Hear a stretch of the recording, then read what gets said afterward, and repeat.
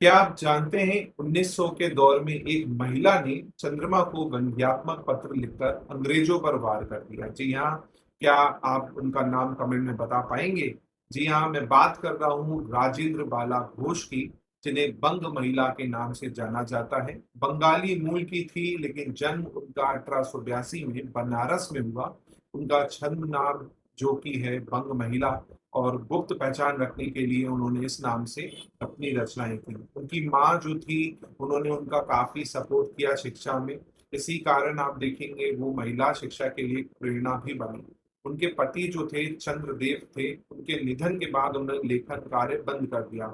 1904 से लेके 1917 तक वो हिंदी साहित्य की नवजागरण की छापामार लेखिका के रूप में जानी जाती हैं। प्रमुख रचनाओं में बात करूं तो सबसे महत्वपूर्ण रचना है चंद्रदेव से मेरी बातें 1904, पत्र शैली व्यंग्य रूप में आपका लिखा गया है। इसके अलावा कुंभ में छोटी बहू, भाई बहन, दुलाई वाला, दलिया, हृदय परीक्षा, कुसुम संग्रह, है ना? तो ये कुछ आपको याद रखनी इंपॉर्टेंट रचना है।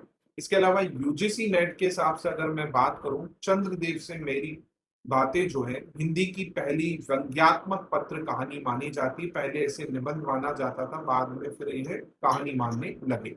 विषय वस्तु की बात करें चंद्रदेव से मेरी बातें, उसमें औपनिवेशिक शोषण जो है, जातीय पक्षपात हो गया, धार्मिक भावनाओं को ठेस हो गया। इसके अलावा वैज्ञानिक प्रगति के दुष्परिणाम हो गए। इसके अलावा आप देखेंगे बेरोजगारी और प्लेग जैसे संकट हो गए, है ना? ये सब उसमें दिखाया गया है। इसके अलावा भव देवी पांडे जो है इसे हिंदी की पहली राजनीतिक कहानी मानते हैं, और गोपाल राय इसे हिंदी की आधुनिक व्यंग्य कहानी मानते हैं। इसके अलावा आपको चंद्रदेव से मेरी बातें में क्या लाइन अच्छी लगती है, कमेंट में जरूर बताएं। इसके साथ साथ मैं आपको बता दूं, यूजीसी नेट के लिए बहुत महत्वपूर्ण चीजें मैंने आपको बताई हैं।